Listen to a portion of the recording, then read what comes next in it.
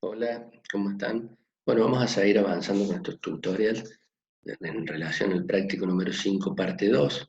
Y nos vamos a focalizar un poquito ahora en la actividad número 3. Para ello, habría que recordar por dónde estábamos. Digamos, para la parte 1 habíamos avanzado en entradas, almacenaje y pérdida, y estábamos focalizados en lo que era el continuo suelo planta atmósfera, en lo que es utilización y eficiencia del uso del agua. Para ello habíamos estado viendo lo que era un balance de agua en cuanto a las entradas, las pérdidas, y la salida, por este caso, la transpiración en lo que sería el continuo suelo, planta, atmósfera. Entonces eso es importante porque nosotros en general tratamos de plantear una utilización, ¿no?, para esto, que es justamente el fin de esto, generar materia seca para la producción. En esa utilización del agua, en lo que es el continuo suelo, planta, atmósfera, recordemos que a mayor transpiración, mayor rendimiento, o sea que nosotros necesitamos que el agua pase por la planta para generar materia seca.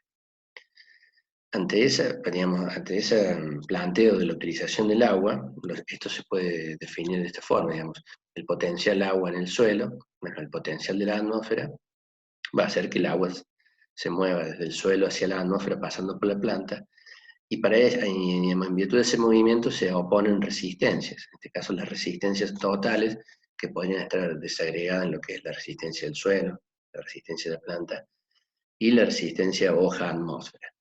Todas esas resistencias se van a oponer a que, digamos, se mueva el agua por la planta, o en el continuo suelo planta-atmósfera, justamente, porque involucra también el suelo. Y nosotros lo que tendríamos que tratar de focalizar, y uno tendría que, como ingeniero agrónomo, tratar de resolver de que estas resistencias sean lo menor posible para que la utilización sea máxima. Entonces muchas veces es importante estar viendo dónde están planteadas esas resistencias, y cuándo pasa a ser una importante y cuándo otra. Entonces, planteando el continuo suelo planta atmósfera, acá podemos ver un poquito, digamos, cómo son los potenciales en el suelo y cuánto, digamos, en relación al potencial del suelo, cuánto deberían estar la planta disminuyendo sus potenciales para poder que el agua o fluya el agua desde el suelo hacia la atmósfera. Para ese movimiento se van a poner las distintas resistencias que vimos. Resistencia del suelo, resistencia de la raíz, resistencia del xilema, resistencia de la hoja y resistencia de la hoja a la atmósfera. Cada una de estas resistencias, fíjense que son variables en cuanto a su importancia, digamos. Fíjense que los valores son muy distintos, ¿no? Cuando estamos hablando de 2 por 10 a la 5, si nos referimos por 10 a la 6, es 10 veces más, por 10 a la 8, 100 veces más importante una que la otra. O sea, cuando estamos evaluando tenemos que estar focalizando un poquito en eso. Entonces la actividad que sigue tiene que ver con eso. Entonces, ¿qué pasa en un suelo, digamos, normal? Cuando se parte al inicio, digamos, hay una determinada cantidad de agua en el suelo. A medida en que va pasando los días, o en este caso horas, el suelo, digamos, por proceso de evapotranspiración se va secando. A la planta cada vez le cuesta más sacar el agua del suelo, por lo que tiene que cada vez bajar sus potenciales, digamos, en relación a cómo va bajando el agua del suelo, hasta un punto donde muchas veces la raíz no puede bajar ya tanto los potenciales como para que el agua fluya desde el suelo hacia la raíz, lo que eso implica que la planta entre en estrés. Y acá lo podemos estar viendo, digamos, la transpiración más o menos se mantiene constante en las primeras horas, cuando el suelo tiene mucha agua. A medida que va pasando las horas, la transpiración disminuye porque justamente a la planta le cuesta cada vez más sacar el agua del suelo. Y lo que hace es empezar a cerrar estomas, o de alguna forma, digamos, de disminuir esa transpiración. Puede ser o enrulando las hojas, pero en general el primer paso sería cerrar estomas, para dejar de transpirar, digamos, un proceso que si pierde mucha agua, digamos, entra en juego la vida de la planta. Entonces lo que hace es disminuir transpiración. Y en esa disminución de transpiración, para nosotros eso es un problema porque implica pérdida de materia seca o de generación de materia seca en ese momento. Entonces, bueno, la tendencia en general es a disminuir la transpiración a medida que el suelo se va secando. Hasta un punto que la planta ya no puede disminuir más su potencial, en este caso. Acá es la de la hoja, y no se puede no transpirar más, o disminuye su transpiración. Bueno, entonces, planteado ese continuo sobre planta atmósfera, vamos a ir a Actividad número 3, que dice que el suelo de textura arenosa franca con un potencial agua de 103 Joule por kilo y un cultivo transpirando con un potencial hoja de menos 1000 Joule por kilo, la resistencia al flujo del agua es de 2,5 por 10 a la 10 metros cúbicos kilo segundo por metro de raíz, y en la canopia de 3 por 10 a la 6 metros cuadrados kilo segundo. Considera un diámetro de raíz de 1 milímetro. Considere dos densidades de longitud de raíz, de 1 metro por metro cúbico y 3 metros por metro cúbico. Bueno, densidad de longitud de raíz. ¿Cuántos metros hay en 1 metro cúbico? ¿Cuántos metros de raíz hay en 1 metro cúbico del suelo? Por eso es una densidad de longitud de raíz. Y la capa de suelo comprendida entre 20 y 40 centímetros. O sea que estamos hablando con una capa de 20 centímetros. Entonces, planteado toda esta información, se nos solicita que analice las variables involucradas en cada resistencia. Esa ya es una respuesta, es una consulta más teórica. Para ello van a tener que recurrir también a la información que tienen, tanto en el libro como en el teórico que fue subido al CIAT en PDF. Analice las variables involucradas para cada resistencia. Es una pregunta, una respuesta que es más vale teórica y general. En el B, calcula la resistencia de raíz en el horizonte para una densidad de 1 metro por metro cúbico. En caso que la resistencia del xilema, ¿en qué caso la resistencia del xilema tiene importancia? Calcule la resistencia total para ambas densidades, discuta, estime el aporte de cada resistencia a la resistencia total y explique las diferencias en el uso del agua. Bueno, esto así visto un poco nos podría estar asustando, decir, bueno, ¿cómo vamos a resolver esto con esos datos que tenemos ahí?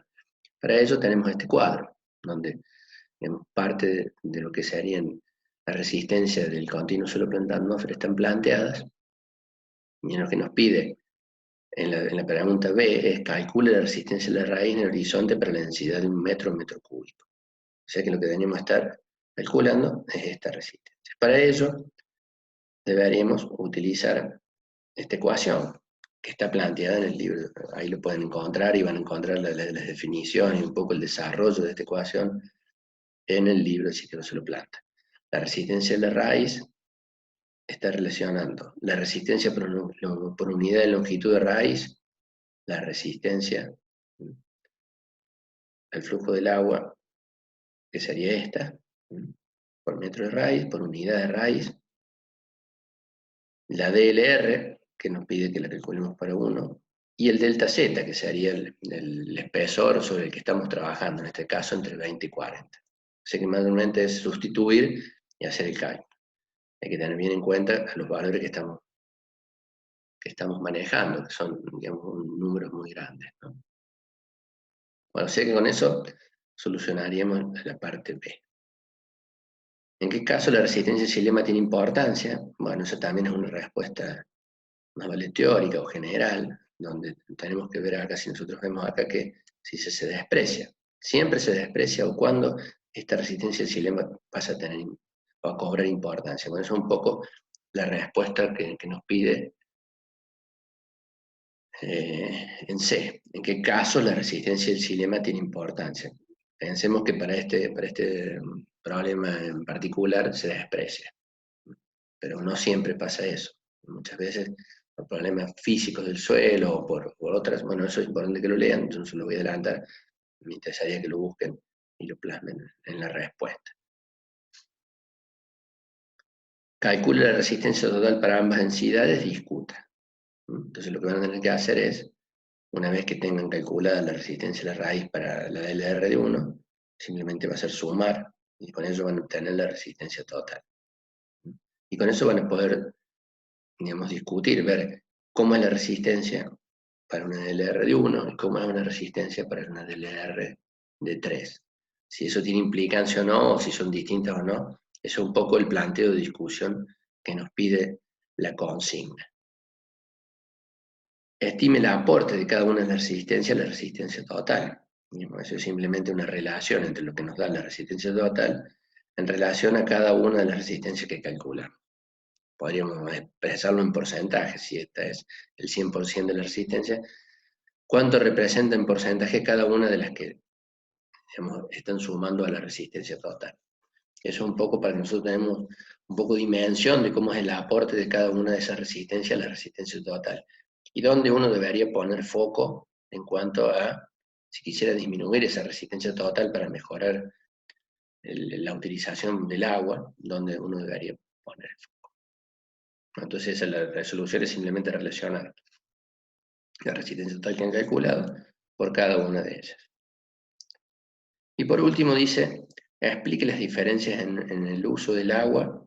Entonces van a remitirse al cuadro y van a poder relacionar qué pasó con el uso del agua cuando la DLR era de 1 y para esa determinada cantidad, digamos, suma de resistencia, y qué pasó con la utilización del uso del agua cuando la DLR era 3. Entonces, bueno, dar un poquito de por qué, digamos, les imputan a ustedes la gran diferencia que pueden encontrar acá en el uso del agua. ¿A qué les parece que está, o con qué se está relacionando eso?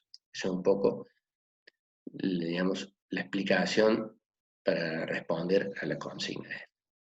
Bueno, con esto estaríamos terminando la actividad número 3.